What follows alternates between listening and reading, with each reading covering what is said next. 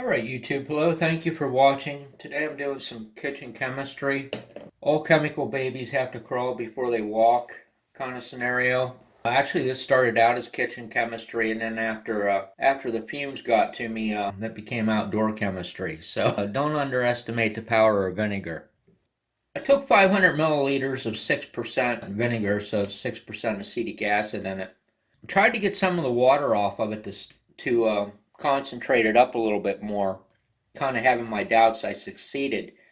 The reason for that is the boiling point of acetic acid is only about 35 degrees higher than what the boiling point of water is. So heating it up will likely cause you to lose both. I ran this for several hours outside at about 190 degrees Fahrenheit. I have no idea if it's any stronger than what it was before. pH paper doesn't really seem to tell me much because of the way the pH scale goes. Plus, I don't know that when the solution is warm like it is, if that'll influence the pH paper. I'm still seeing basically between 4 and 5 on this, maybe leaning closer towards 4. pH is on a logarithmic scale. It might seem like there's not a lot of difference between something that has a pH of, say, 5 and a pH of 4.5. But that's not how it works. A pH of 4.5 is much more acidic than a pH of 5. Yeah, just can't tell by pH because the change would be very, very minute. So I took about 20 grams, just completely arbitrary, of copper foil tape that you could use for shielding the inside cavities on guitar bodies, around the tone controls and stuff. It's very, very thin. This has a really crazy kind of adhesive on it. And I have not found any kind of solvent to break that adhesive down. The reason that's important is because when you throw a bunch of copper into here and you agitate it, you want both sides of the copper to be broken down because it increases the surface area. But without having a way to get that adhesive off, something that comes from China, no doubt. So I got 20 grams of pieces of foil here. There's some over-the-counter 3% hydrogen peroxide. This would be much cooler to do this if I had more concentrated hydrogen peroxide and more concentrated acetic acid. But getting hydrogen peroxide concentrated is extremely difficult to do. Not something we're going to do today. We will do that next year when I want concentrated peroxide and nobody will sell it to me. This is still a little bit warm. I didn't want this hot because hydrogen peroxide actually decomposes with heat. How quickly, I'm just not sure. But then again, hydrogen peroxide decomposes with a lot of things. I think the fact that it's fairly warm will help the copper etch a little bit better. So it's about 250 milliliters of each. I wasn't quite sure how this was going to work out here. My paddle's probably not going to stay dropped down where it's supposed to be. This reaction is kind of analogous to me in a way to etching PC boards with ferric chloride. If you heat the ferric chloride up on a good old kitchen stove there and don't kill yourself with the vapors, it'll etch the copper much more efficiently being heated than it will when it's cold. You can see there's tiny little oxygen bubbles coming off of it, but it's not very pronounced at all. Well, it's been stirring for 4 minutes. Solution is not warm yet. There's not condensation up here. There may be something on the outside of the copper. That would be my most educated guess. And it's not easily oxidized until whatever that coating is, until that coating is broken down. So the color of the solution isn't changing very quickly at all, which will tell you that copper is being put into the solution. After 15 minutes, there seems to be a little bit more oxygen bubbles than there was. And that's what I've noticed after trying this 3 times, is there's a delayed reaction as to when the reaction starts to happen. It's ever slightly warmer. And I'm not sure why that is.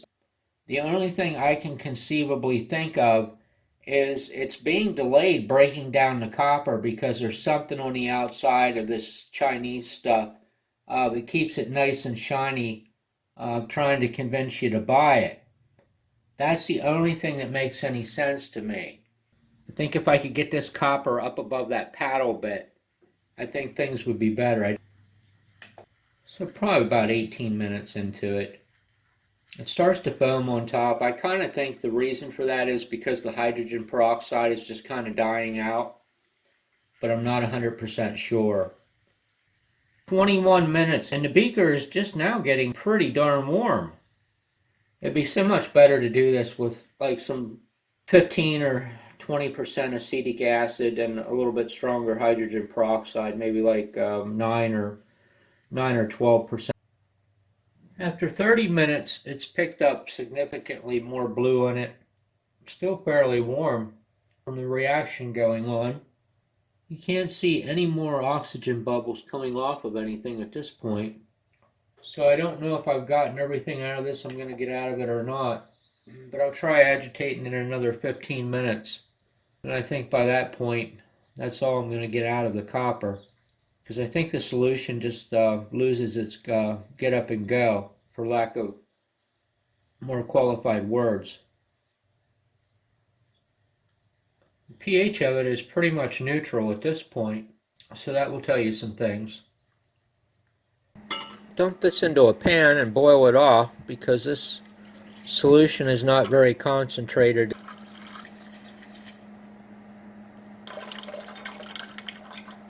It did a fair amount of etching.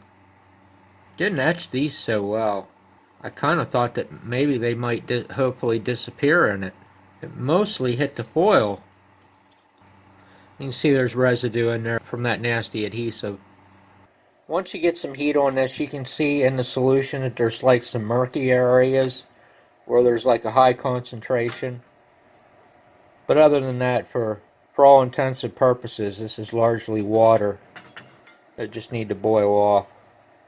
Now, as I said, the fumes are not friendly at all to your mucous membranes, so if you decide to heat up acetic acid or anything that contains some part of it, I'd highly recommend doing it outside.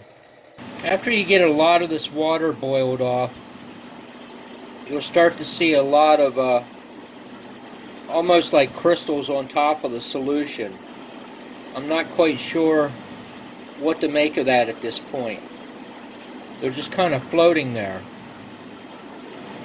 And you can see that there's ones wanting to form as soon as it cools off on the other side of the pan. Kind of what happens too, as you agitate this back and forth, I think what's happening is the crystals go over and attach themselves to a larger mass. And then when you pull the solution away from it and it cools down, they form to it, is what seems to happen. It's kind of my interpretation. But you know, I could be way off. So what you see on top is like kind of, I don't really know what it puts me in mind of. It kind of looks black almost, but at the same time it kind of looks translucent. So we got probably a good 50 milliliters yet of water that needs to be boiled off. And what kind of supports my theory about the particles attaching or the crystals attaching to themselves is I read that crystals had to line up like that. That's their job, is to align. I really honestly don't quite understand what I see on top, which look like little flakes. I mean, it doesn't really make sense to me. They would be crystals,